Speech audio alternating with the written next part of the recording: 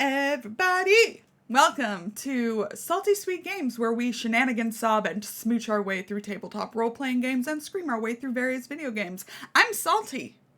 And I'm Sweet. And these various assorted spices are our friends. So, welcome to Masks of Nyarlathotep, our long-running Pulp Cthulhu campaign where I kill my friends, well, one of my friends, consistently. It's not a meme anymore. Or is it more of a meme? Before we go around and meet everyone and their characters, we have some channel shoutouts to do. What are we going to start with? It's Roll20, a virtual tabletop of choice, which unites gamers across any distance with easy-to-use tools that run straight from your web browser for free. We are part of their Spotlight program, which highlights indie tabletop creators all across the interwebs, and we're super excited to be working with them. I had a talk with them. I'm a contractor for them, so I had a talk with the RNG itself. So imagine the architect from The Matrix, except like way cooler. And we will not be having a repeat of last week, folks. Investigators. So, yeah, that's what I have to say about that. They rolled like, how many was it? It was like 16. I did a whole count. Let me. It was like 14 successes with like 6 hard successes, so funny. And 3 extremes and 1 critical, something like that. No, it was 14 successes, like a streak of 14 successes, 3 hard, 6 extremes, 1 critical. It was ridiculous. So that won't be happening again because I hacked into the Matrix and, yeah. Hard mode. We're on nightmare mode. What's it called in Resident Evil 3? Village of Shadows! Not 3, 8. Village of Shadows! Yeah, okay. Other channel shoutouts. This is me, like freewheeling improv. I know you love it. Instead of just doing what I have scripted. Also, we're affiliates with Dice Envy and Grinding Coffee Co. 2 awesome companies. If you like physical, shiny math rocks, dice, or soaked bean juice, that's coffee. These companies, we really enjoy working with them. We have affiliate links and discount codes, which you can see in the panels below or in chat now if you would like to save some money and help support the channel. Of course, we have our tip incentives also listed below under Affect the Game, which can impact our session very dramatically, save lives if you kill your friends, just the one friend over and over again. Yeah, you can also tip monthly. It's like a recurring thing that Streamlabs has rolled out if you feel like doing that. It's basically like a sub. Yeah. But like, not through Twitch. Yeah. And we technically get more of the cut from it. So true. What else? I don't know. Stuff. Anything that comes and goes to help helping support the channel. So keeping shows like this running, if we need to do any updates or anything like that, working on new projects like we've been doing Turntable with our friends over at Friends Who Roll Dice. The next one of those will be in October, by the way, on their channel, which is really cool. And of course, compensating our wonderful casts. And what else? Last thing. We here at Salty Sweet Games use safety tools, lines, veils, X, N, and O cards, stars and wishes, and content warnings, because while the characters may be put through hell or have their brains whisked away to an alien realm, the players are here to have fun, and they're our priority always. Without further ado, we should talk to them. Kienna, you go. Oh, it's always me for hello. Same thing for 61 episodes. Yep. Hi everyone, I'm Kienna. My pronouns are she and they, but today I am playing Irene Blackwell, whose pronouns are she and her. She's a forger. She's a mom. This is just how I'm introducing her now. And she doesn't want anything to do with touching weird magical bullshit. No thank you. No touchy. She will stand over there. You guys have fun. Smart. Yeah. That's her She touched one weird object at the beginning of the campaign. Learned her lesson. Had a really bad vision and was like, no, not gonna fuck with that anymore. So she has refused to touch any obviously weird things now. So it's fine. Love to be cautious. To each their own, Some folks like to live dangerously. Speaking of living dangerously, Allie, hi, who are you? Who are you playing? Good morning. I'm Allie. I play Ganymede Graves, adventure scientist. She is an archaeologist and anthropologist. She's very British, and apparently she's breaking hearts on every continent. Yeah. So super excited to see what might be up for her today on our second full episode in Australia. Perfect. Thank you so much. And of course we have to go to my favorite target, Summer. Well, I think we work together on targeting Charlie for bad things. That's true. Because very much unlike Irene, who touches nothing, I touch everything. Everything I can get my grubby fingers on. Hi, I'm Summer. I use she, her pronouns, and today I'm playing one Mr. Charlie Rapp who uses he, him pronouns. And he is gonna be fine. I am so excited for this.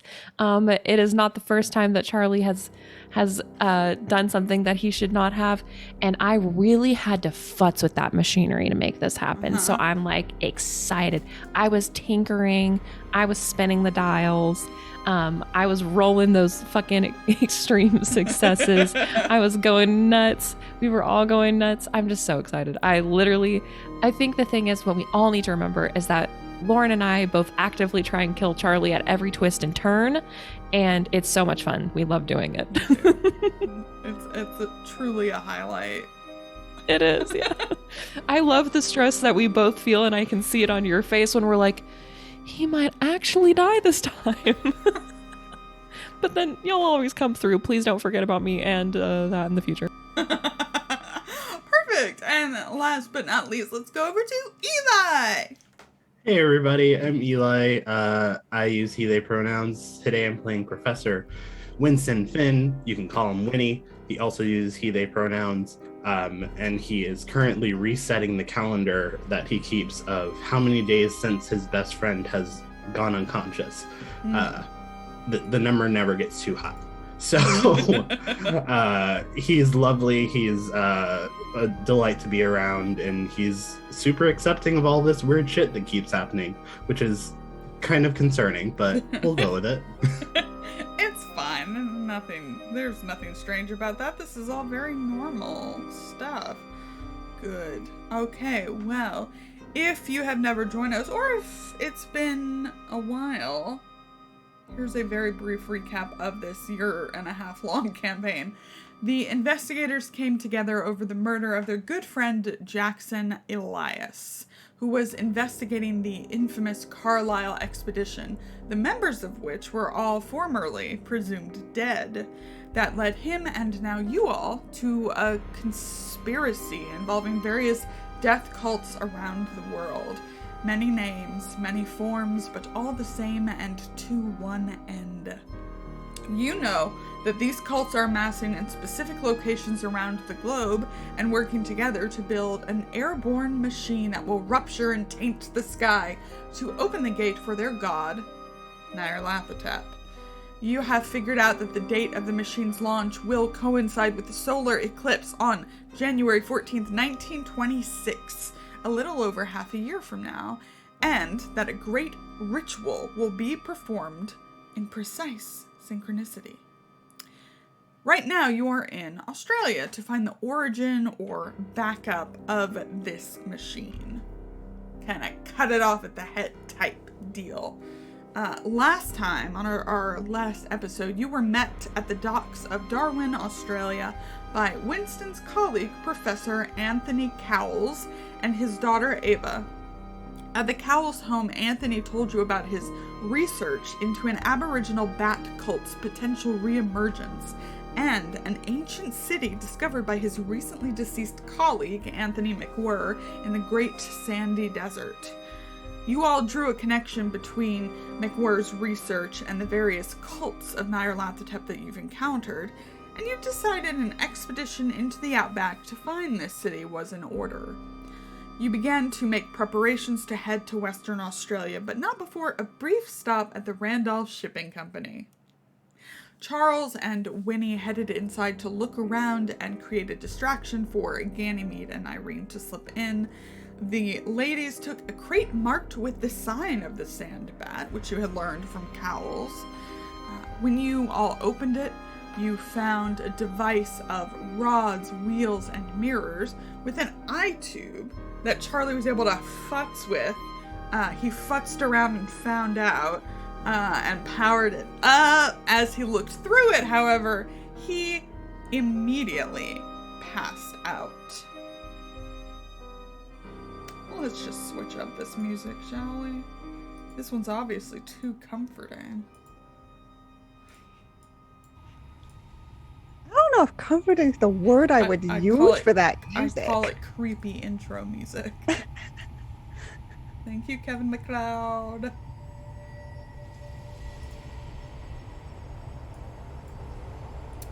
So, investigators, what do you do? Fall. Oh. Yes, you do nothing.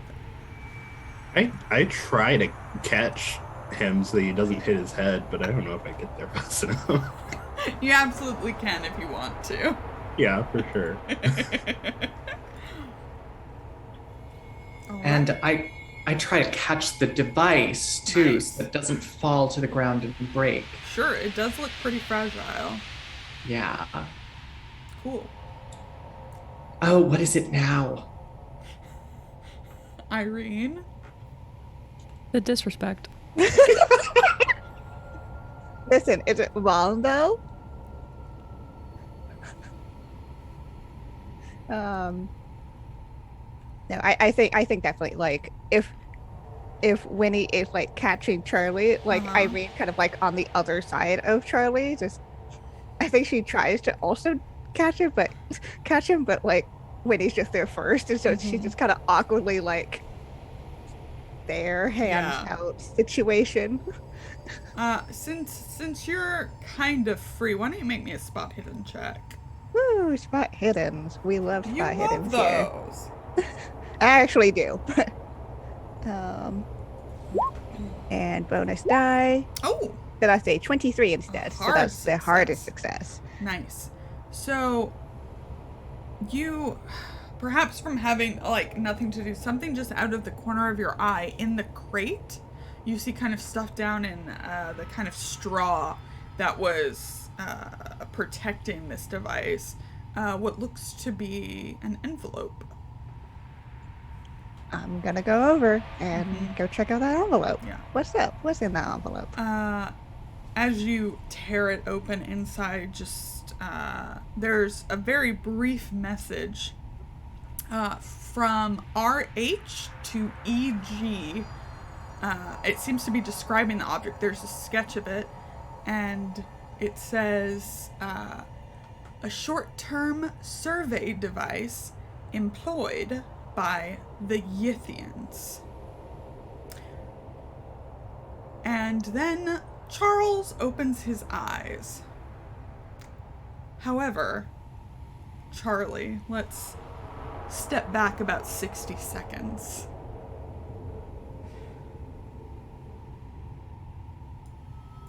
Charlie, you are assaulted by colors and light that you've never seen before. Shapes in the dark as this color and light goes in and out. You see the place around you as you're kind of falling, the room, the building, the city disappear, as if you're floating above it, moving away. But you're still, it's like it's moving. It's like it's becoming less and less. The city disappears. The landscape changes, almost as if you're flowing backwards in time. You feel like the core of your body pulled across the desert. You see nothing but sand and rock.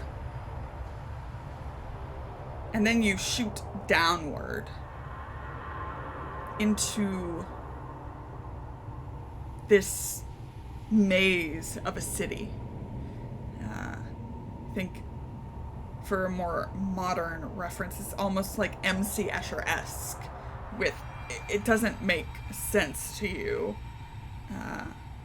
but it's made of crystals and these rocks, kinds you've never seen before.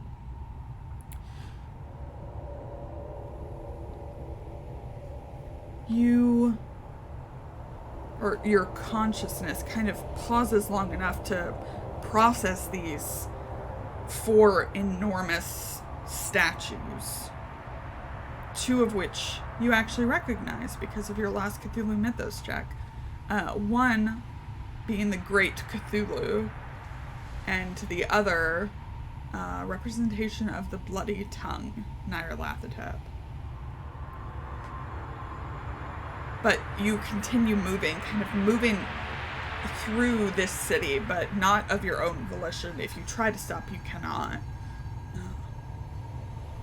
And then it's suddenly like you've slammed on the brakes of your car. You can feel your stomach lurch as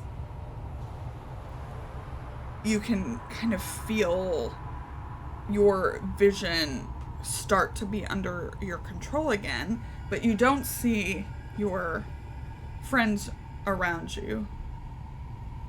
But you do see figures. They resemble almost like large cones. You see arms or tentacles projecting from these cone-like bodies.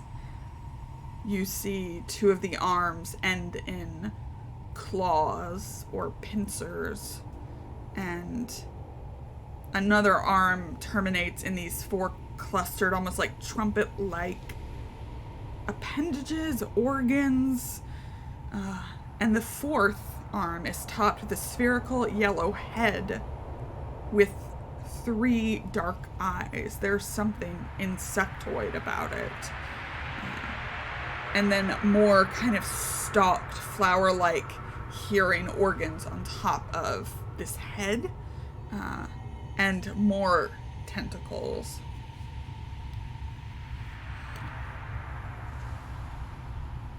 Why don't you make me a listen check?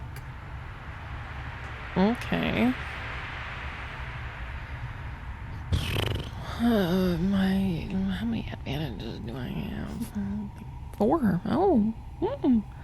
Let's see how good my listening is. Oh, I'm gonna use an advantage probably. Alright. Alright. I'm gonna use 2 points of luck. Okay.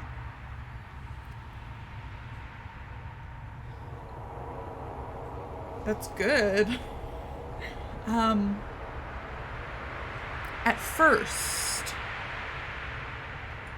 At first what you hear, it's like clicks and scrapes from them. You don't hear speech.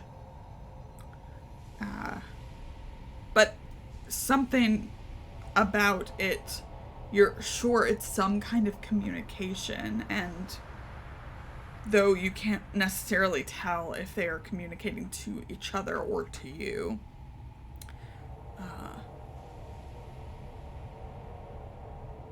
And then the sound of it ends as they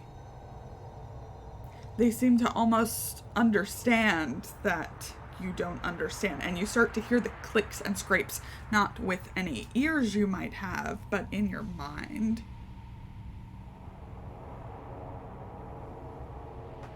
and the sounds begin to become slightly more hissing, and then you start to be able to make out phrases.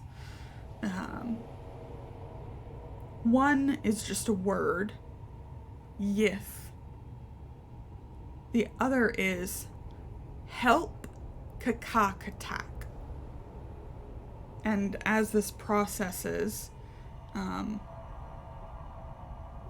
for the first time you are able to kind of see your body where your body should be, but your body is the same as theirs. And that's when the demon who lives inside of your self starts to scream. Real quick, back in 1925, in the hotel, no more than a minute after Charles was caught by Winnie, Charles's eyes blink open. And he's looking around with a very confused expression on his face.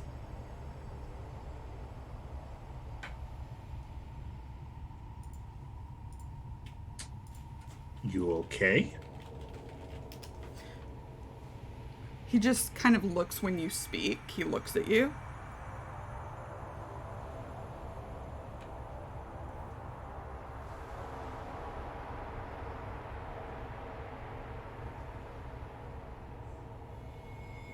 He makes no kind of reply. Ganymede's been next to the mirror with the device, trying to look in it without looking in it, to see if there's anything she can learn to help Charles. But when she hears Winnie speak and indicate that he's conscious, she whips around. Does he look physically harmed or injured in any way? Nope. But he does look at the device in your hands, kind of stands up. Although it's very awkward. Like he's worried about falling over. I try to help stabilize him a bit. You're all right. Charlie, what happened?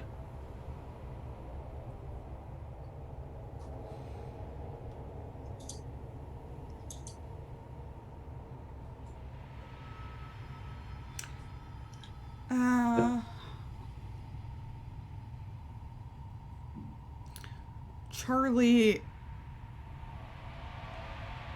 as he kind of catches his balance with your assistance, Winnie, just kind of looks around the room, and his eyes light on a newspaper that was there when you all checked in.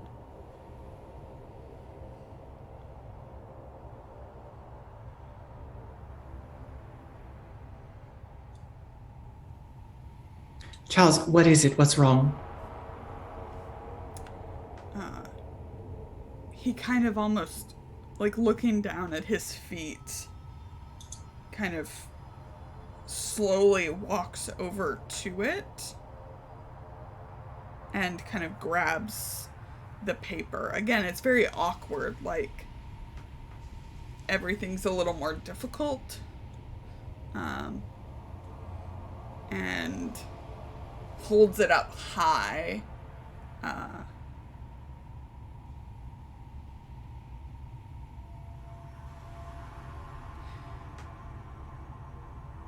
He just stands there seeming to read it for about a minute. And then kind of shakes his head almost. And you hear him make like a clucking, like a something with his tongue. Mm. And he starts to fall back again. Oh my lord. Do you catch him? Yes. Oh, we just let him fall to the floor. You know, like the friends we are. Like the great friends you are. First time's free. Second time's gonna cost you. And Charlie, real Charlie, you wake up. Couple things.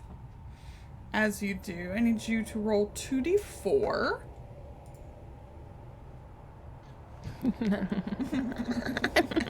Sure, love to. Whoa! So you lose 6 sanity. Okay. And we don't really do temporary insanity, but anything 5 or above affects you however you would like it, but it should be in some way. And also roll 1d8 plus 2.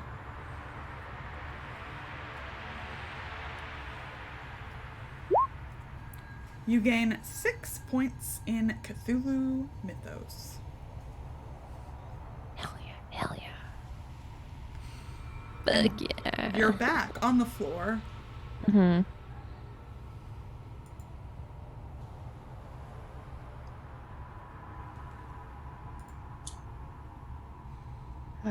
Charlie? Are you okay? I think like the first thing, like as soon as Charlie like is back, I think he just rolls over and just throws up on the floor. Like starts basically just like heaving, like clearly in like distress. I think like immediately breaks out into a cold sweat, kind of like not so different from like his like poisoning, right? Except for there's no external stimulus that's like making him like convulse, right? Yeah. Yeah. So he is like, he looks immediately so ill. Yeah, I'm doing the whole like comforting hand on the back as you're heaving. I gently set the device back in the crate and dampen a washcloth with water and bring it over to put on his forehead. I think, Charlie, you can still hear the demon who's you've only ever really known as the demon kind of whimpering inside you. So reassuring. Mm-hmm. Yeah, I think Charlie probably for like a good like 10 minutes is just like trying to get it together. And like deep, like shaky breaths, right? Mm-hmm. And once he starts to, I mean, it's like hard to say calm down because this is like, it's like a huge, crazy thing. But once he starts to like get it to a point where he can speak again, I think he just kind of looks at the group and says,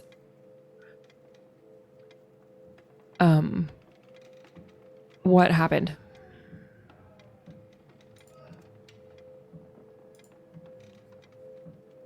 I mean, what happened to me? You passed out, and then you seemed to regain consciousness for a short period of time, but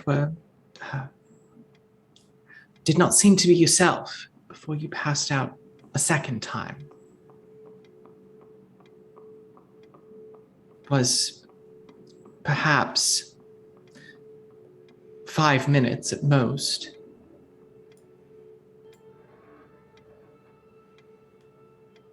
Do you have any memory of that period?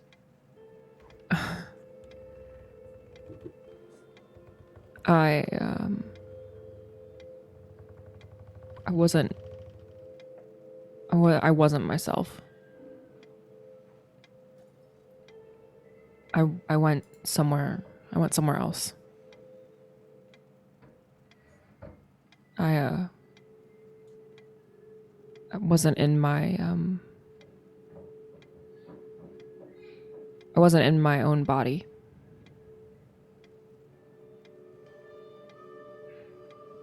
Whose body were you in?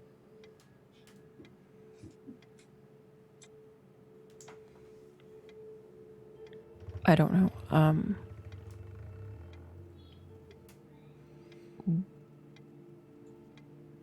They were not human.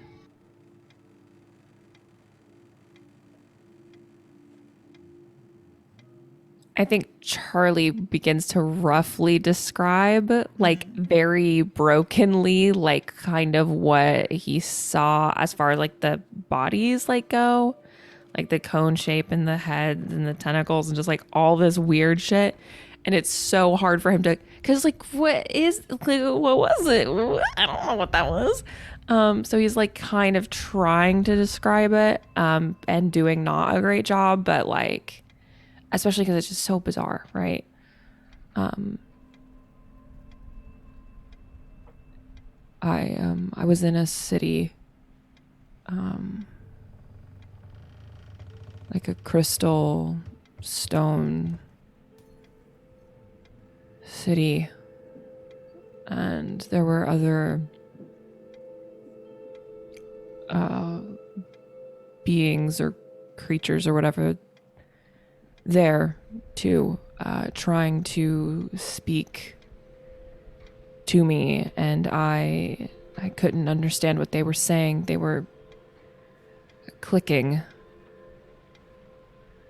but I could it was like I was listening with my ears, and then they were clicking in my head, and they were trying to tell me something, and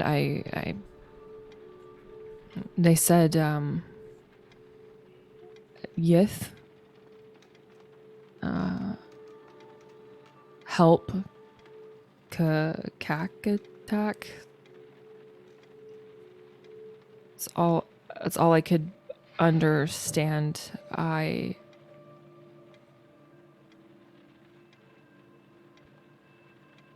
wasn't here. I wasn't myself. Whatever I did wasn't me, and if I was somewhere else, then maybe whatever body I was in, maybe they were the ones that were here.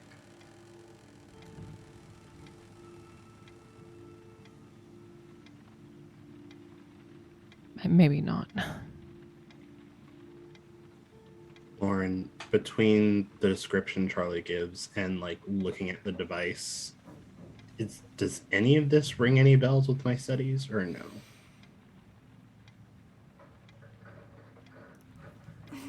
Make an occult check. It'd be different information than it would be if it were Cthulhu Mythos, but I don't think you have that. No. I'm gonna use a reroll. Yeah, sure. That's okay. Go for it. Jesus Christ.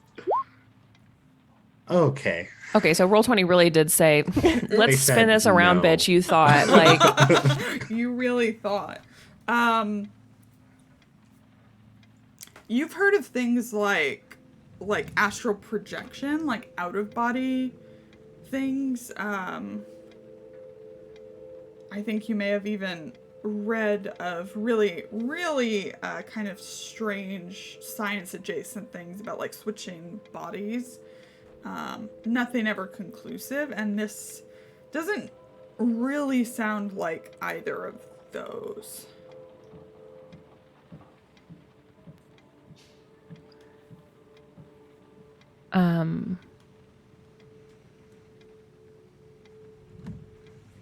I didn't recognize the other two statues at all, right? The big ones. The biggies? No. Okay. Yeah, I think he would describe them to the best of his ability, all four. Obviously having recognized two, but still seeing other two that he didn't know. I think to Irene would like try and describe as best he can, like literally everything that he saw. Yeah, Irene has her notebook, and she will sketch.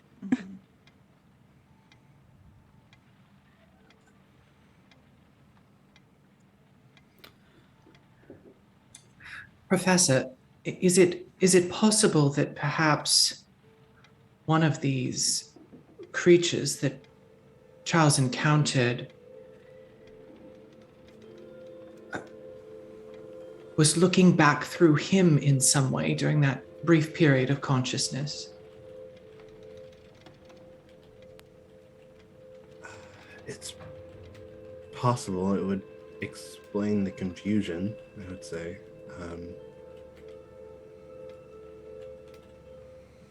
I just don't know how that happened, or, well, obviously it's the device or whatever, but I still don't know what exactly caused it.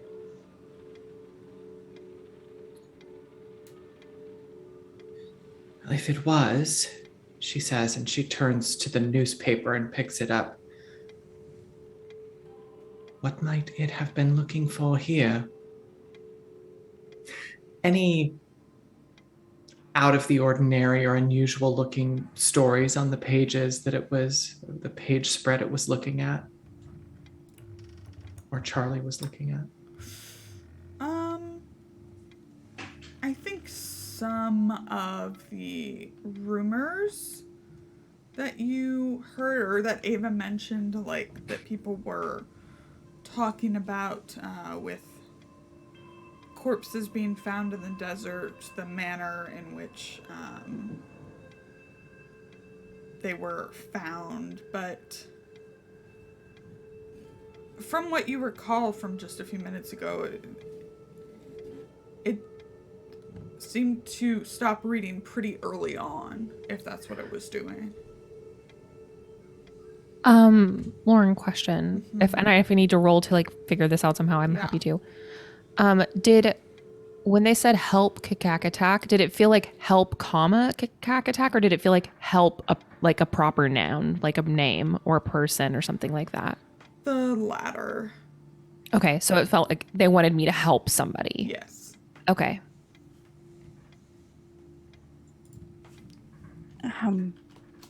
Well, whatever the device is, it came with this, and Irene will like show off the letter. Seems like our old friend Edward Gavigan, if E.G. is anything to go by. And I'll present the letter and its contents. The beings that I saw, they were speaking to me in what I would think would be their own native language. They very quickly seemed to understand that I would not understand them, and began to try and speak to me, obviously, in my own language, and they wanted me to help someone. Help Kikak attack. If they realized that I was not one of them and spoke to me in English, then that person must be somewhere that I could help them. I wouldn't know how to begin to find them, but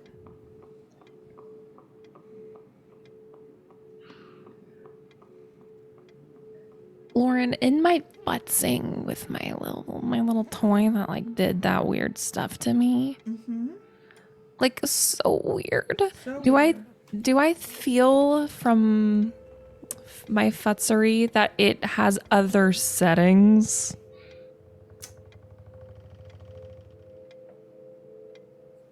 Or is this like a one-trick pony? You can make another mechanical repair check. Okay. Can I help with that? Sure, you can both make one. Okay, I'm gonna use an advantage again.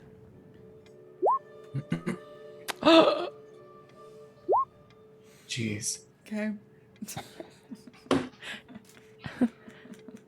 What Okay. the fuck, Charlie? Charlie's Okay. just an I'm casual, just like accidental futzing with genius. it. Like I'm actually really good at mechanical repair and no one ever knew. I was keeping that private. That was like really intimate for me. So putting everything in context with even the brief letter that Irene has, you think it's you think it doesn't do anything differently, though you think it's possible to extend the time that it's in effect.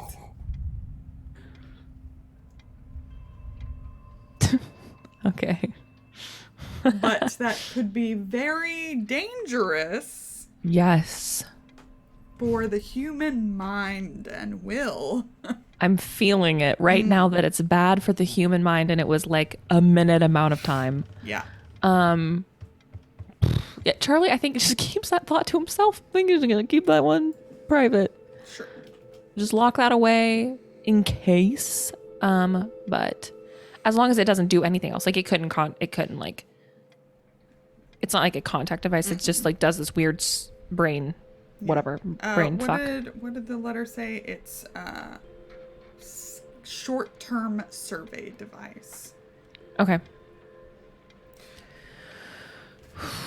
Yeah, Charlie puts that one away in my brain. Cool. It's sad because I'm such a mechanical genius and I have to keep that one silent, but we know it. So, is there anything any of you would like to do for the rest of today, your arrival day? I'm gonna go lay down. Sure. Just go lay down, do some like introspection. Want to check on my demon? Sure. Just be like, hey, buddy. Yeah, I think like probably like much later that night, gonna go like after Charlie has slept and then like maybe ate a little bit. Gonna just go find like a mirror privately. Me time. Yeah. Mm-hmm. You see, kind of the scarring, those scratch marks that you had when it originally happened, seem a lot fainter than they were just the other day. Though your eye is still that kind of gold, although it's maybe a little less pigmented.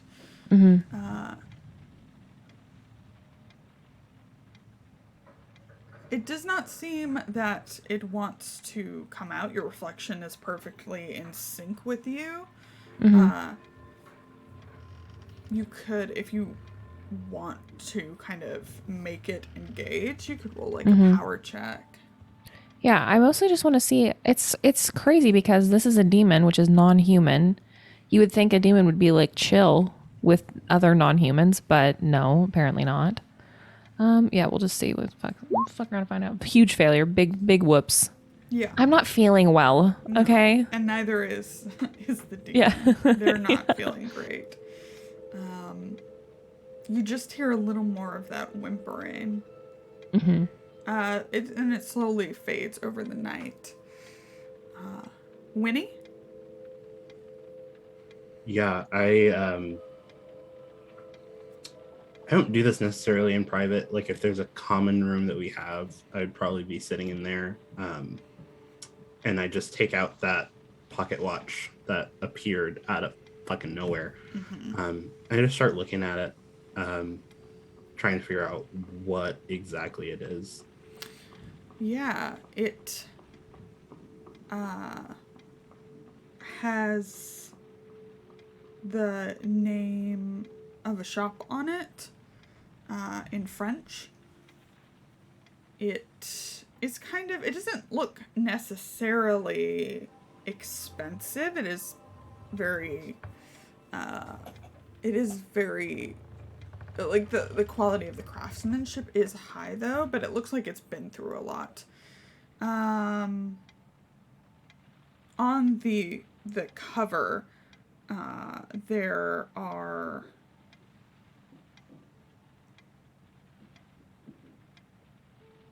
five gems in the rough outline of a star. Though it looks like, I think,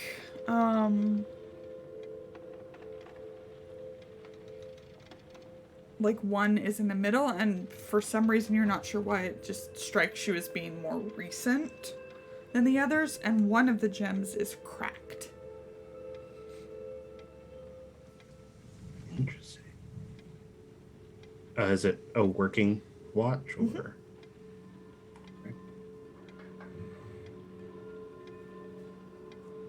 Yeah, I think I'm just like sitting and looking it over. If someone comes up, I'll let them take a look at it, but I'm not going to bring it to anyone's attention if they don't. Yeah. Irene or Ganymede.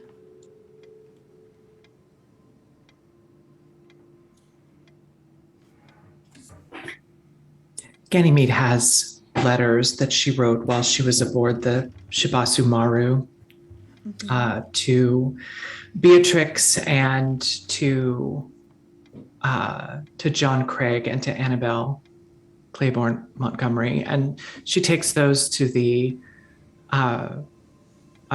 desk in the lobby and purchases postage for them and asks that they be put in the post the next day.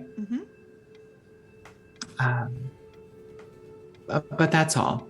She returns to her room and calls it a night early. Irene? I think Irene probably, for a while tries to hover around Charlie's room.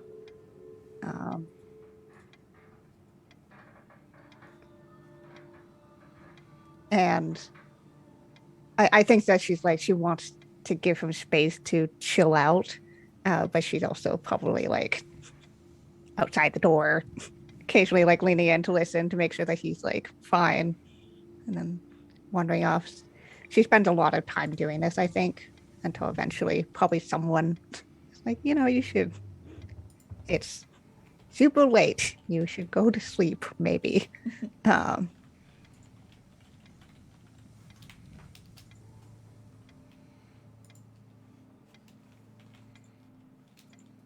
And I think in between the times of like going back and forth between, whatever common area and checking in on Charlie, it's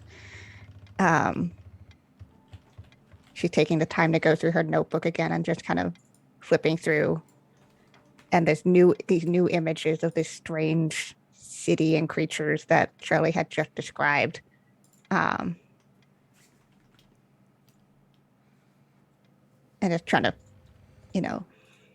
see if anything fits together from what they know.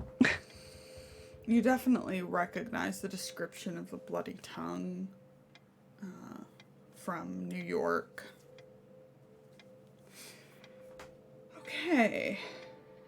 The next day, Monday, June 15th, 1925, you all can meet up with Ava and Anthony Cowles. Ava kind of gives you the rundown. They have a friend named Robert Mackenzie in Port Hedland, which Ava describes as even smaller than Darwin, who will make the arrangements for picking up equipment in Concudgery because he has a connection He has been instructed to use Charles's name, everything to be paid upon their arrival. She's gotten tickets on a steamer, because that is probably the quickest way to get there from where you are. And it'll take about a week of travel.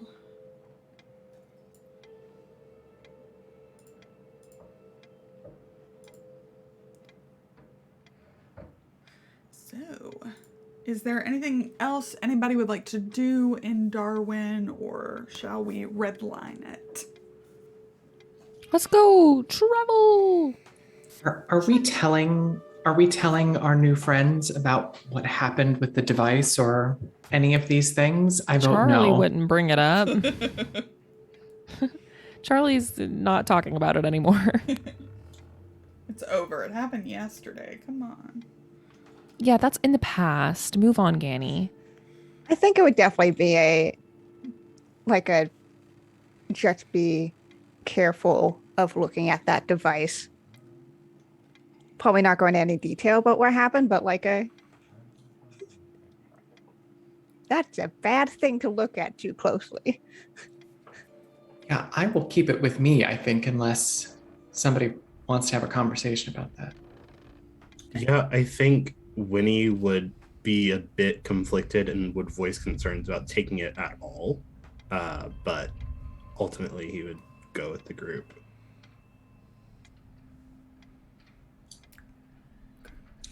Yeah, interesting.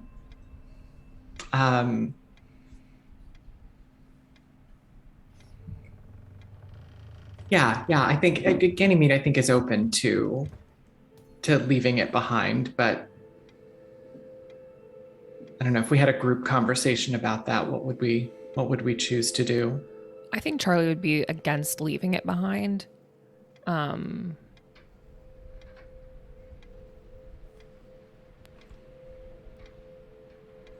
Like, if we leave it here or we leave it anywhere, we don't know where it is anymore, and we have no control over what happens to it or who gets it. Yeah.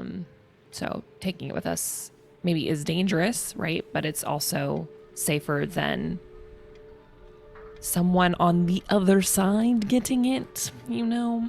Mm-hmm. Yeah. If we do take it, I'll certainly repackage it so it's no longer labeled with the sandbat. Sure. Makes sense to me.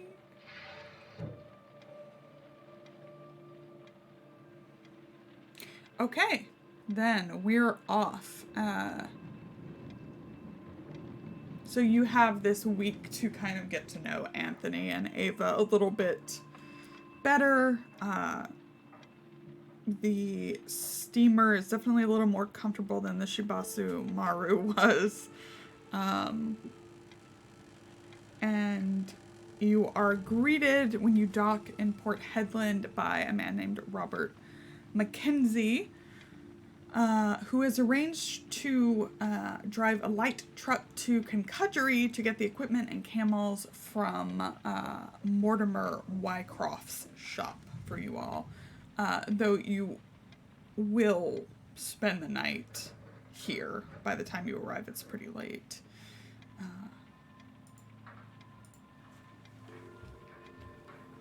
Robert Mackenzie is, I think, kind of, he's like tall and big and wears a big hat as well. A bit sunburnt, but very friendly. And it seems, you've never met Mackenzie, Winnie, but it seems like Howells and Mackenzie have worked together before. And at least knows about McWhirr's photos and the diary and all that. So it seems like they were all working together.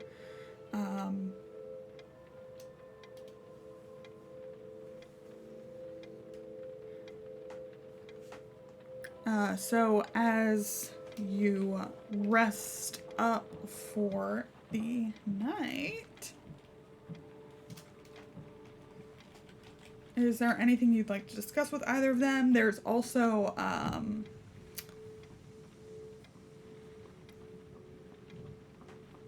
like anything that you did over the week that you can think of, just to get all those ducks in a row before we actually get to Concudgery, which is our last stop before the Outback.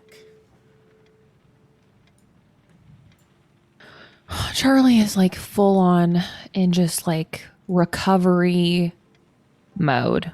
I think super quiet, like super antisocial, very much not like himself.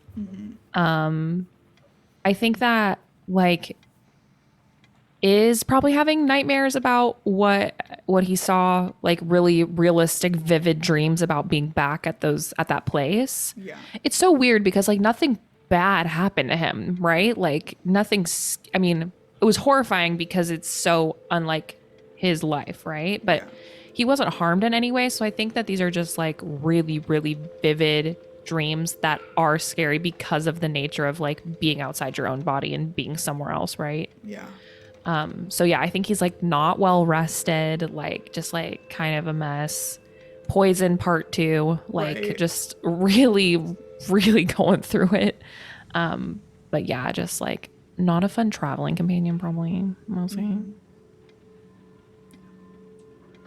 Yeah, I think Winnie would definitely notice and try to let it just let it slide for a while, but after a few days he would probably approach you about it.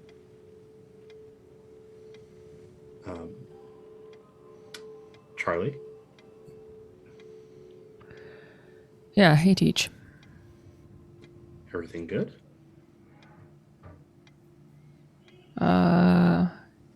Yeah. Okay, so that was a lie. We're gonna try that again. Everything good?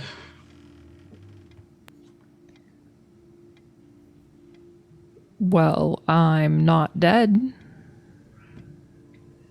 True. That's not really the standard for good, though. I know you just don't seem yourself lately.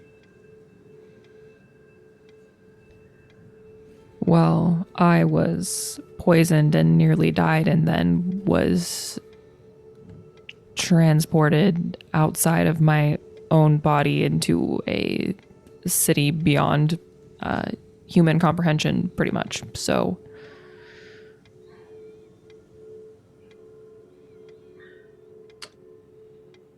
Yeah. I'm not gonna say I understand, but that makes sense. That why you would not be yourself. I will say, out of everything, you freaking out about this is a little bit just concerning to me.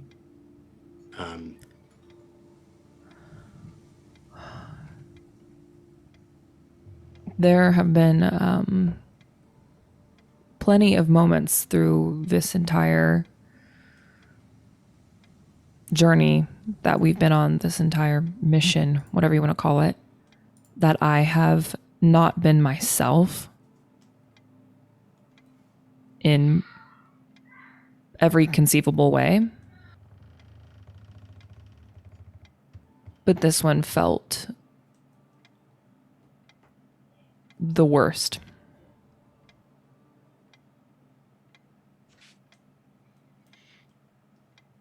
Do you want to talk about it? Is there anything I can do to help?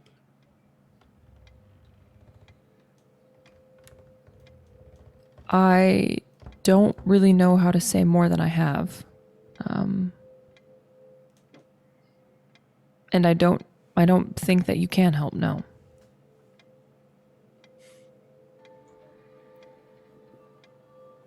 I think it's just something I'm gonna have to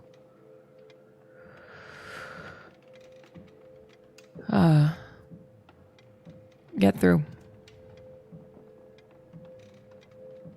Okay. Well,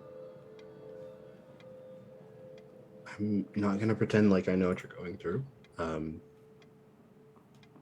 But you have 3 other people here minimum who are here for you if you need anything. know you haven't been able to sleep, and I know that can affect things. Just want you to know if there's anything that we can do to help. I'll speak for me, but I'm pretty sure Irene and Ganymede are the same. Yeah, I appreciate that. I think I'm gonna be okay. I just need more time. Okay.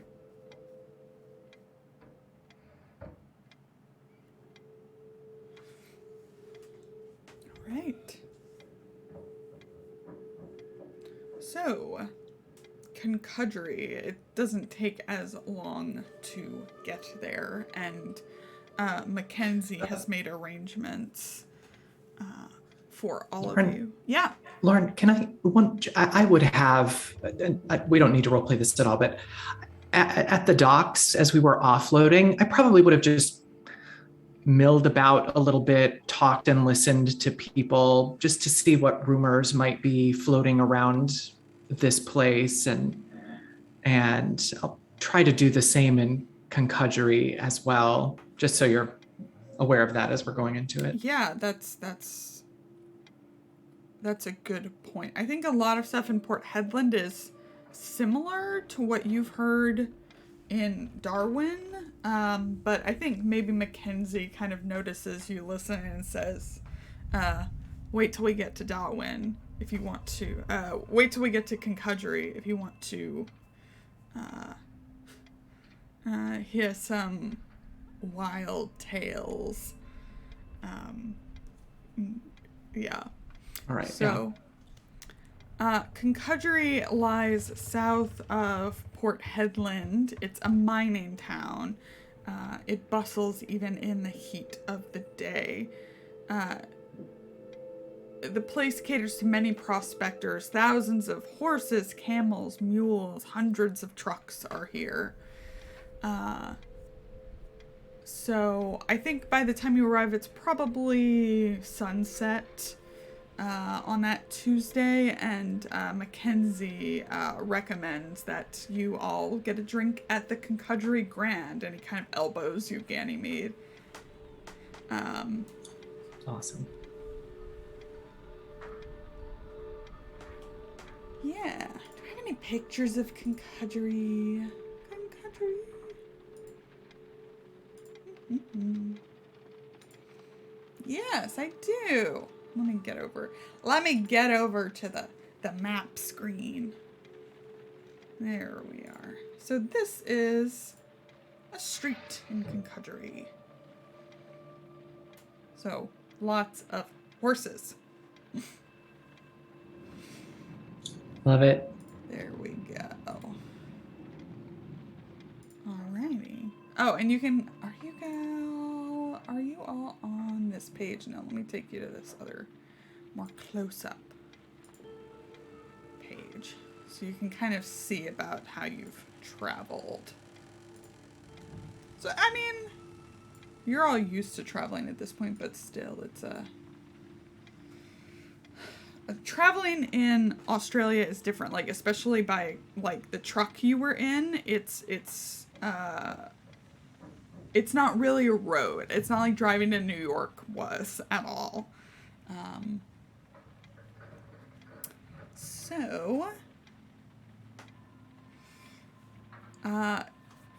Yeah, rumors, gossip, that kind of thing. I will take, any kind of check. I'd take any kind of social check, listen, anything else you can think of to kind of get some rumors. Can I use my charm? Yeah. Talking to people? Because I Yeah. got advantages on that You sheet. talk. I'm so smart. Okay, but I got my bonus. Worse. Why I feel so bad. Yeah. Woo! Wow. You know, Roll I know. 20. Holy I know shit, why. y'all. I know why. Is Roll it, 20. I thought you liked me, though. I thought we had something special. I'm confused. I was I'm making a mixed joke at the signals. top. I was joking. Ganymede This. is really wrapped up in an amazing conversation with Ava is what's happening Oh, here. sure. Yeah, no, that makes sense. God. So Mackenzie kind of at least sees what what's going on, and he wants to know things. It's been a while since he's been in town. So he goes around and you see him like buying people drinks, basically. Especially he seems to, it's not that huge of a town, though a lot of people come through. So he seems to know quite a few people by name. So he will be chit-chatting unless Irene or Winnie wants to talk to anybody. I will try. Sure. Irene talking to people? What social skills do I even have that are good? Literally none. I think my best is listen. Sure. Is that okay? Yeah, that's great. It's shit, but Hey! oh my fucking god. Hey! Bow, bow, bow, bow. Do you want to use 2 points of luck to make it extreme? Absolutely. Do Yeah. it. Oh yeah, That's you not don't what I have meant to. to do. Yeah, you don't have to roll it. Okay, cool. So Winnie, being, in the education field, learns quick from Robert. And together, kind of to you, he goes around like introducing you to people, asking people about stories. So you're talking to some drovers who bring in cattle over this kind of route out here, the canning stock route, who kind of say to Robert, like, things the size of bears stole some of their cattle about a year ago. They're still talking about it. He kind of like prompts them to bring it up near Percival Lakes, they say.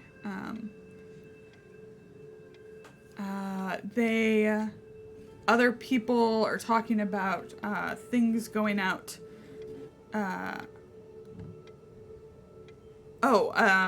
When they see when you're American and they're talking to you, like, oh yeah, there was a guy named John Carver who conducted surveys and diggings along the canning stock route back in 1920 or 21. 3 huge birds were seen about 2 weeks ago. And the guy's like, they were 20 feet at the wing. Things like that. Kind of tall tales. But there is one that sticks out. You and Robert get the story of a ghost seen up north recently near Dingo Falls. And they mention, like, that this ghost apparently could pass its hand straight through someone's body. And they kind of point to this man, who they refer to as Mad Ginger Muldoon, who is very, very, what's the slang term for this? I have a whole list. He's blotto. He's drunk. He's super drunk, super blotto. But apparently he's the one who saw the ghost.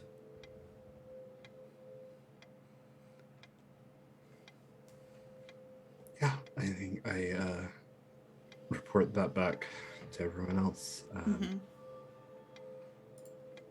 Yeah, it seems like our only real lead on that is a person who is very drunk, so should be nice.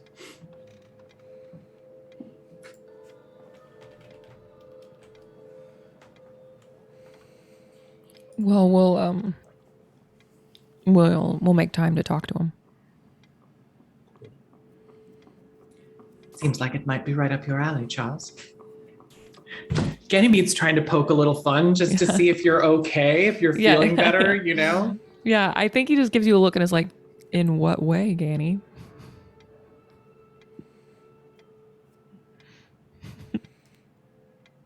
Well, ghosts and spirits and that sort of thing. Oh, good. I thought you were implying that I was a drunk. Oh shit. Okay. I would never, Charles. Yeah, he just smiles at her.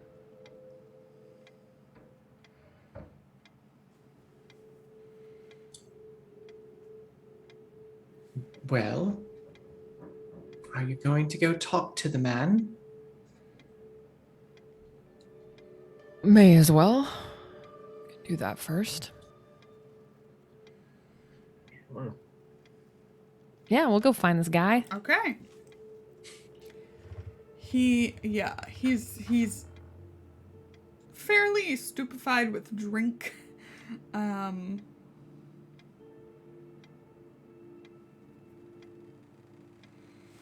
Yeah, how do you approach him? What's like kind of his demeanor right now? He's just drinking? Yeah, it doesn't look like he's having fun either. It looks like Yeah. he's, more like drinking to. This just like Okay. just happened? It did seem to be the most recent thing. Yeah. Okay. But like today or like recent? I think the folks who were talking about it Mhm. told Winnie it was about he got back in town about 3 days ago. Gotcha. Okay. And he we did not get his name, right? Mad Ginger Muldoon. Mad Ginger Muldoon. Okay. Mhm. Muldoon. Okay. That's my new name, my new handle, Mad Ginger. Mad Ginger. Yeah. Love that. Yeah, Charlie's gonna just approach in all of his like I'm so hot and like swagger. I'm gonna go up to him. He doesn't raise his eyes when you walk up. Excuse me, are you Muldoon? He kind of slowly doesn't fully look up at you, just kind of turns his head and nods. He's got a very kind of scraggly ginger beard. Do you mind if I take a seat? Shrugs a bit.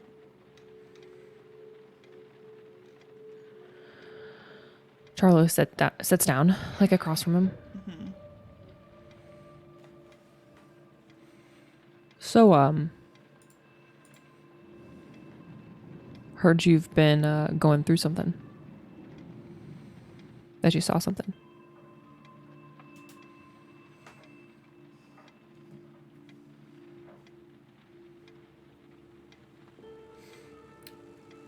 What do you want to know? I mean, everything that you can tell me, actually. Why do you care?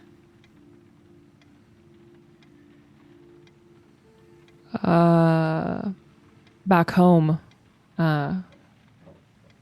I hear these stories for a living and help people sort out what's really going on.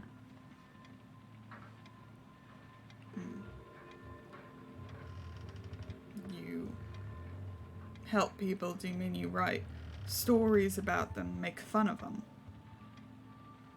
No, I would never. Charlie's like, I would never write. What the fuck are you talking about?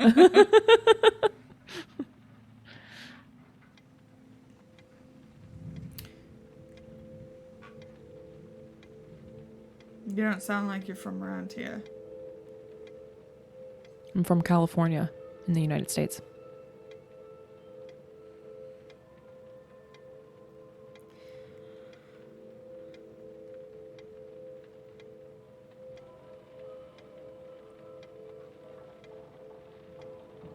You been here long? Just over a week, and most of that was getting here.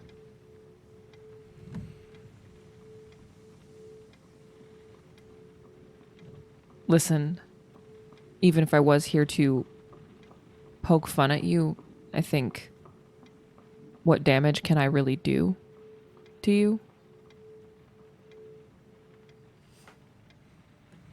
And That's true. I'm not- Everybody says I've got kangaroos in the top paddock, and he kind of like pokes his own forehead.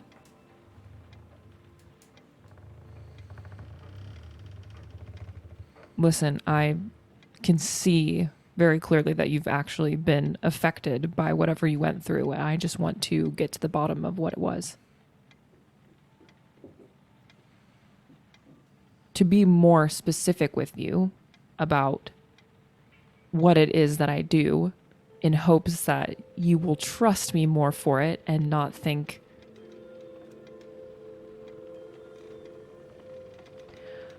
I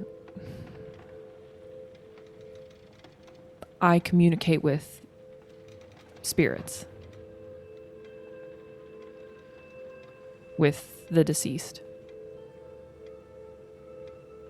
And I help people who are being preyed upon by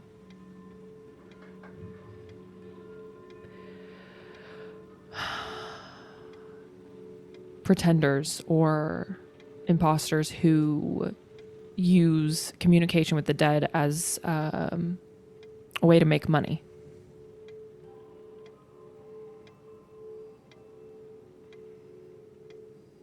I try and help people like you.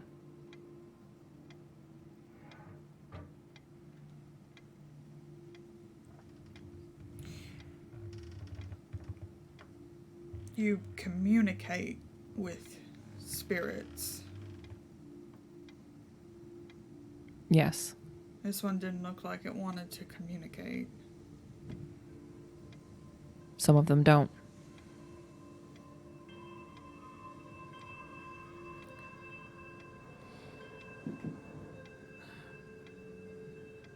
It was out near Dingo Falls. So now that I've been there, I don't know why it's called that. Didn't see any dingoes nor any falls. Just a water hole where I stopped to drink. Kind of a lonely place to build a fire, but the only locals out there is a mad drunkard named Slattery and his sons, who are best to be avoided. I fell asleep, but then this light awoke me. I thought it was the Slatterys coming to drive me off or rob me or worse. But whatever this was, it didn't look human. It was glowing white and red. And it was like the flesh was running off its bones. Like its eyes were cooking in its very skull, and its mouth was wide open like it was screaming, but it was silent. And he kind of stares off for a bit and then kind of cracks his neck in and sits up a bit, kind of juts out his chin. I tried to fight it off with a stick, but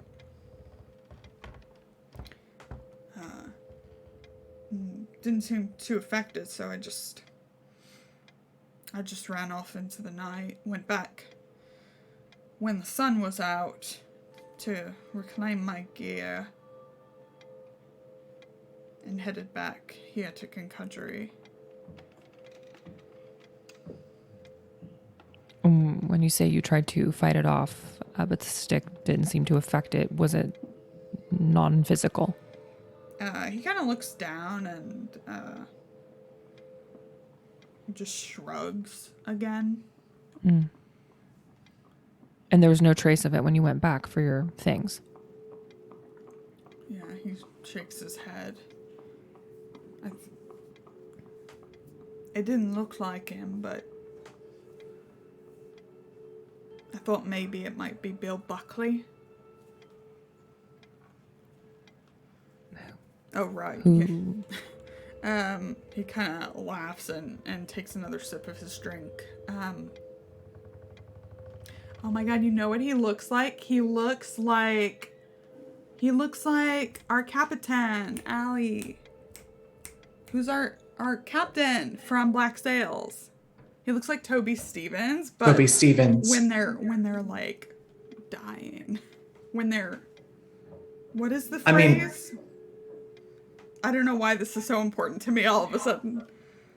Because now I also love Mad Ginger Muldoon, so I wanted to give him a good face claim. Yeah, I was already damn. ready to die for the man.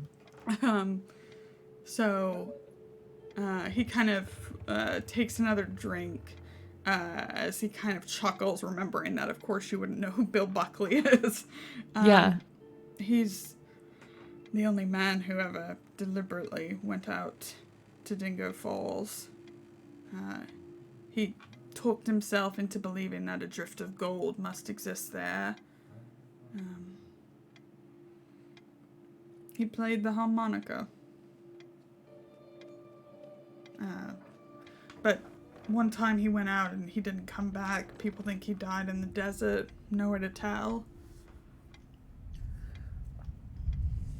And it reminded you of Bill from a presence? You said it didn't look like him. What gave you that idea? I don't know. Maybe I was just thinking of it because I was thinking of the Slatterys. Van and Bill used to be partners.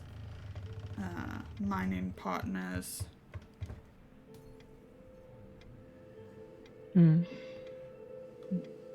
Well, you said, would it be worth talking to him about Bill?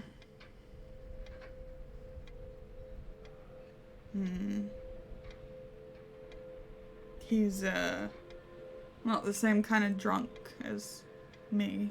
He's a violent man.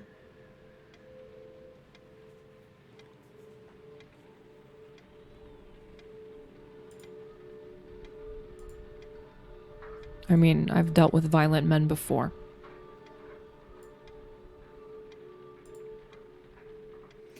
You could try. I mean, it's your profession and everything. I would like to get to the bottom of it. And if there is a spirit lingering in the area, might be nice to help them move on.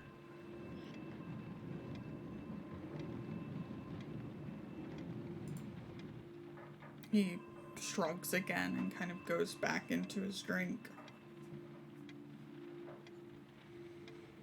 If there's anything else that you remember, we'll be in town. My name is Charles Rapp. You can call me Charlie.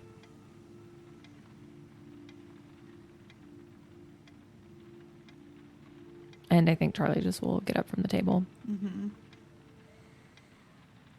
When you return to the others, Mackenzie and Cowles are like very like, so what'd he tell you? Yeah. Charlie will give him the overview of like everything. The Muldoon said.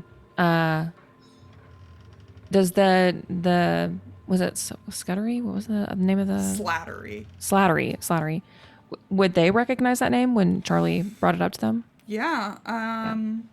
They don't tell you much more. But the story, yeah, Vern Slattery, Bill Buckley were a team and friends. Robert can tell you the two parted company when Vern got married. Okay. Yeah.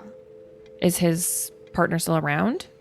They're not sure. They like never see them. They're out near Dingo Falls, and everybody Okay. pretty much avoids them now.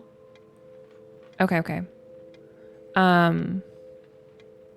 Yeah, I think super Interesting. Yes, ghosties for the ghost boy. Ghosties for the ghost boy. Yeah, that gives Charlie something It's to been a occupy hot- his thoughts. It's been a Right. hot second since we've had like a good A old ghost. ghost. Wow, I'd love to just find something to distract myself with and not pay attention to my own feelings. That sounds nice. Yeah, right? Yeah. That's just for you. That's just for me. So if there is nothing else, we can fast forward to the next day. Wednesday, June 24th, 1925. As Mackenzie says, all right, we should head over to the Wycrofts. They'll have pretty much everything we need. They're really the only people who can outfit anyone to head into the outback from here.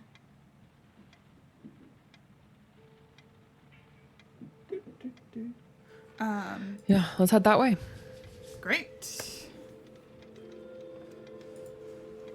I want to go in the outback. The outback. Cool.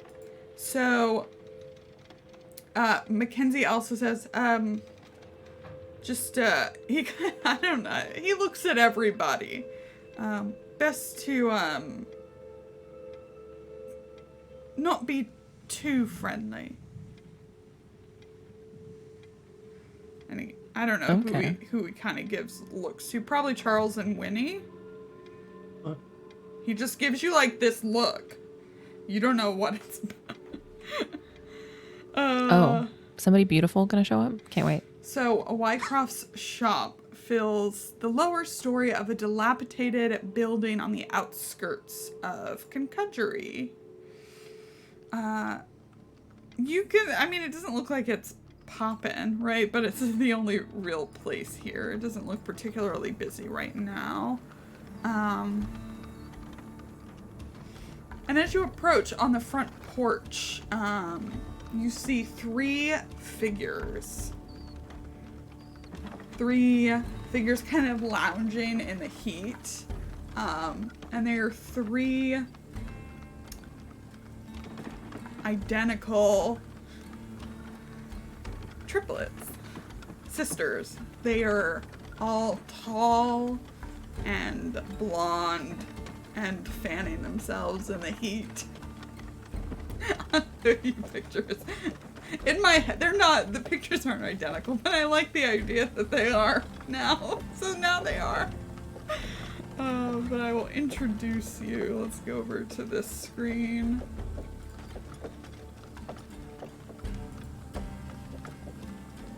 So you can see all the pretty pictures. We'll say nearly identical. Where is my last one? Oh no, did I forget one? Gertie, Janice, Shula. There she is.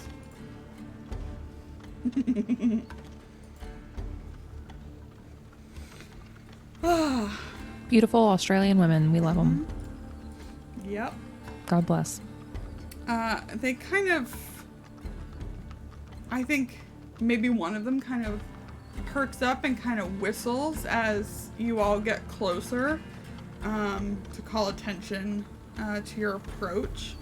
But Robert kind of tips his hat to them. Gertie, Shula, Janice, as he walks inside. And they look at all of you definitely curiously, having never seen any of you before, and you don't exactly look like minors. I look so great. I look extra hot today. Yeah. Like, nobody knew that I could have. I had no way of preparing for this Yeah. moment, but I felt it in my bones. So I look extra hot today. Yeah. One of them gives you a very winning smile. Probably Gertie. Yeah, Charlie will like tip his head towards them and smile. Okay. Inside, it's kind of dingy in here. The shelves behind the U-shaped counter are stuffed with coveralls, cookware, boots, rope, chain, heavy rope, miner's lamps, and hats, flashlights and batteries, truck parts, fishing equipment, engines, engine parts, tinned food, picks, lots of stuff. And of course you do see like camels out back, which you know you will be taking. There are also clothes in here, which Ava is kind of looking at, trying to find things for all of you, like appropriate clothing for this kind of expedition. Behind the counter, the sword counter, this is the man you see who Robert shakes hands with. I'll show everybody at home, and addresses as Mortimer. Right.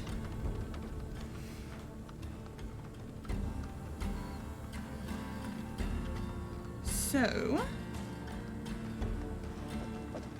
yeah, he starts to gab with him about all the stuff that you talked about, introduces you, Charles, as the man who's paying for all of it.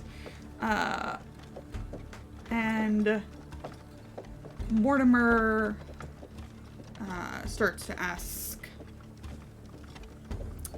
Robert and you, so where are you headed out there?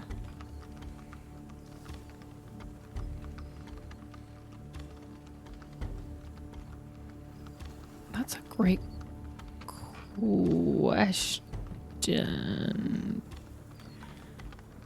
It's a great question. The Outback is big. It is. I mean, it's kind of large, actually. you have the coordinates if that's something you want to share with them. That's like so. I probably previously looked at a map. Is there any like city or like settlement or you could say anything? near the Percival Lakes. I'll say that near the Percival Lakes, actually. Okay, you say that? Yeah. He's mostly been talking to Robert, but then he shoots his eyes over at you. Why would you be looking out there? Why not? No gold out there. We're not looking for gold. What are you looking for? A story.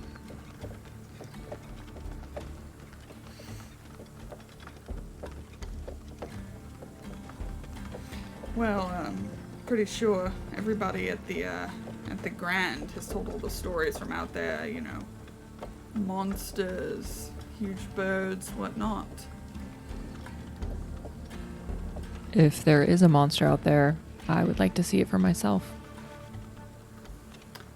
Your group has interest in monsters? A particular one, yeah.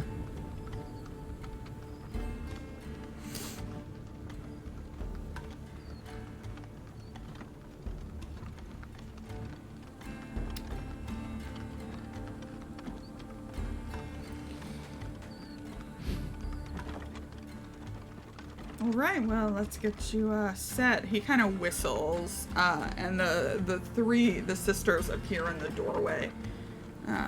Girls, go and get the camels ready. Make sure they have everything they need to head out to Percival Lakes. Yeah. Why don't I come along? Just give a look to the beasts. Gertie, who seems to be the eldest, says, "Oh, do you have experience with camels?" Some. Surely. Yeah. I just want to make sure that they're not like giving us animals that are sick or that aren't going to be able to survive the trip or something like that. I'll use Nothing but the best camels for us. my big brain and my natural world score.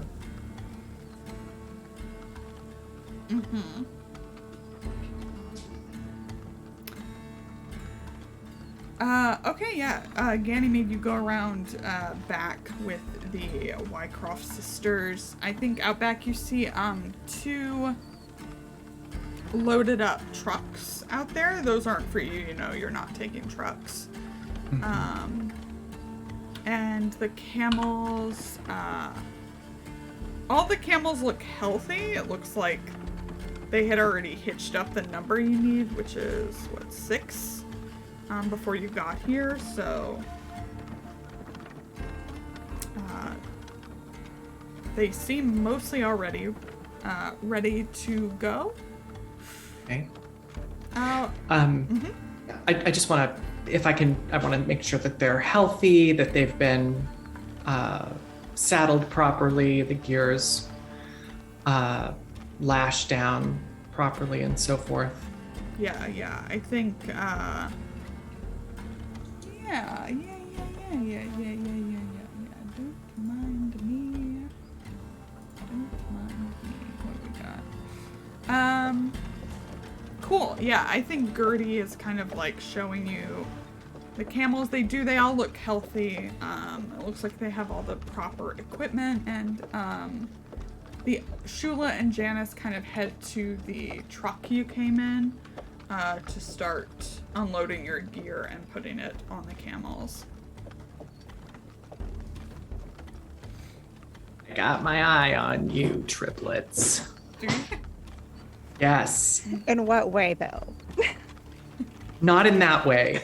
Disrespectful, but Disrespectful way, but not the usual disrespectful way. No, in the suspicious way. Did you just roll a 5 on a D100? No, I didn't. Why would I do that? What the fuck? This is so rude. Doesn't look like an extreme success to me. No, I'll use 28 points of No. I'm just kidding. Okay.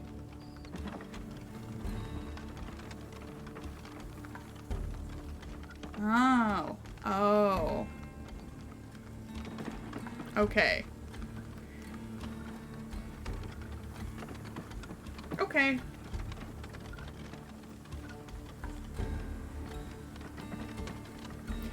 So they bring all your stuff over, which has all your things in it, and they start loading up the camels. You can double check their work. It is very good. They're good at what they do, even if they're kind of lackadaisical. What's going on inside? Winnie, Charles, and Irene.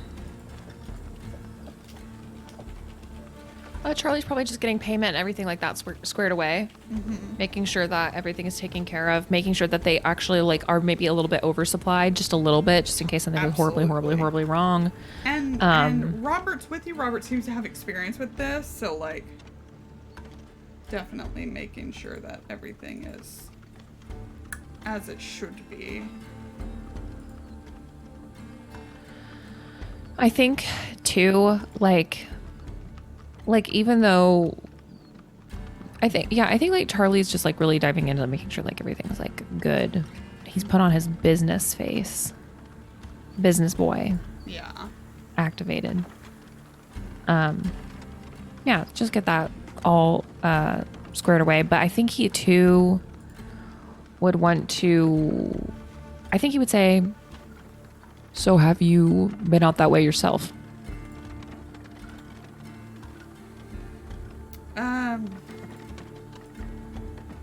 Out that way, but never out that far, Mortimer says.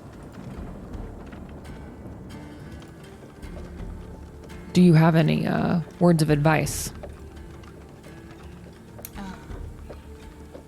You know, the sand's an end to shift out there, so just watch my step.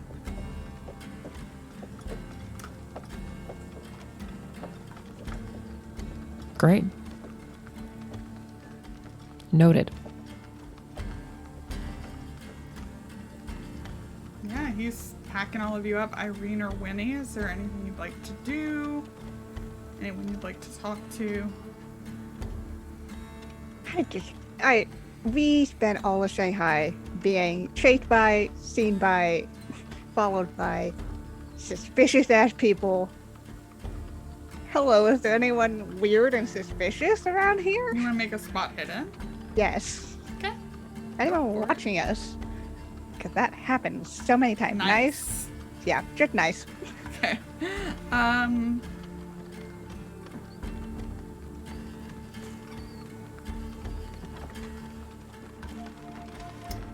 With that nice spot hidden, he appears to have like a bedroom behind the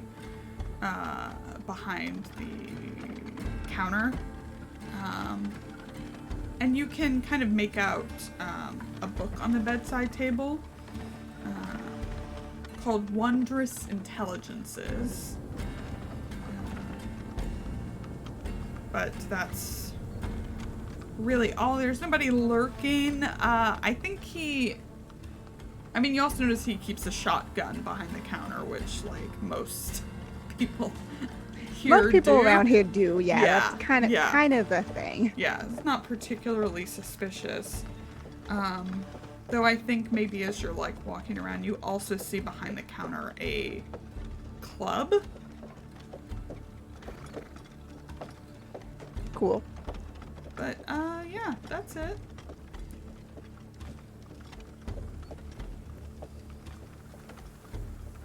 Yeah, I think Winnie's just having conversation with Anthony, and just trying to get a good idea of what to expect from the trip, if possible. Yeah, absolutely. Yeah. This, it's funny. He is not a field guy. He spends most of his time in libraries. But he's very excited about all of it.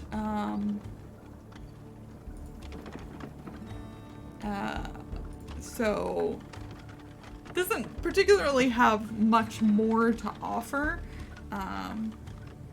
But you do see him kind of like continue to like feel the journal in his jacket and all that. He picks out hats for everybody. Lots of hats. And yeah, in not too long of a time, you're all geared up and ready to head out on your camels. Giddy up. I'm going to assume Ganny is doing the navigating. Yes, I think that makes sense. Yeah, probably makes a little Hi, bit. yes. The other three, so good at the navigations. And as you get out, maybe the first day of travel, the whole way you were following two sets of truck tracks out the way that you're going. And when you make camp that night, you notice that the device of rods, wheels, and mirrors is gone.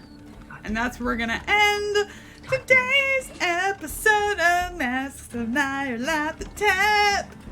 Woo woo woo! Meow meow meow. Well, fuck. Yay! Okay, let's go around to everybody. Tell us how you enjoyed it. Eli, we're gonna start with you. Listen, stop stealing our shit, okay? I Damn. can't help it. That was great. Good. I'm very concerned about Charlie as a player and as a character, and I'm just gonna hope that he doesn't get possessed in his sleep or anything. That definitely won't happen. But I'm Eli. You can find me at Reliable Elliot, where I post about all the shit that I do and all of the turmoil of this game. But I love it so much. Awesome. Summer, you're alive. I live, bitch. Yeah, I did so good. I got aliens in my brains. Yeah, love that. So fun. I'm Summer. You can find me on Twitter at just a summer job. That's where I tweet and retweet about everything that I've got going on here every Saturday. Tonight we're going to be over on Dylan's channel, Anarsis, playing our From Dust Before It Settled Ironsworn campaign that we're doing that was supposed to be a mini campaign and is actually turning into a much longer thing. We didn't die last time. Oh, shucks. We're not going to die this time. I was the one that was dying, though. That's true. That's true. But we did, but not all the way. Not all the No. way. So close. Yeah, step it up, Kienna. Let's head up to Allison. What I'm taking away from today's episode is that when you attempt to do a smart thing but fail, it doesn't mean that you're not smart. That's true. You're right? That's very true. Thank you. Thank you. I'm Allie. You can find me on Twitter at Allison Robinson with 2 L's and a Y, where I tweet about robots in space and RPGs and other cool things. Follow me there.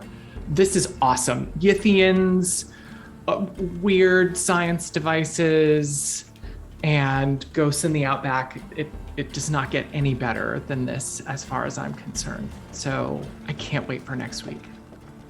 Excellent. Kienna! Woo! Yeah. Fun times. Super no consequences for our actions. Nope. Ever. Never. But yeah, you can find me over on Twitter at Kienna. Best way to figure out I'm doing it when I'm not here on the channel. Mostly just here though. We've got a couple cool announcements coming up soon, so keep your eyes out for that. But I'm currently on the NDA still, so we're just waiting. Some nebulous time soon. Okay. I'll be sure to Yeah. tell you when it's actually out. Do it. Excellent. As for me, I'm Lauren. I'm that salty ginger over on Twitter at salty half of this channel. Mostly doing this. I'm excited. We're getting into it. We're in the outback. It's gonna be great. It's gonna be great. It's gonna go super well for all of us. You can find me here tomorrow.